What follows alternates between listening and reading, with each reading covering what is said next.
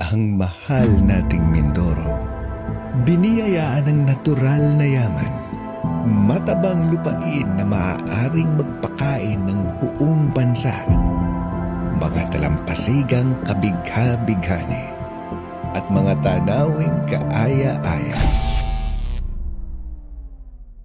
At ito ang mga Mindoreño, masipag, palakaibigan, masayahin, karapat-dapat sa isang masaganang buhay, ngunit tila sinumpa ng isang madilim na kalagayan. Ang problema sa kuryente, baha, at kakulangan sa trabaho ang malalaking balakid sa ating pag-unlad. Kailangan masolusyonan natin ang lahat ng ito agad-agad.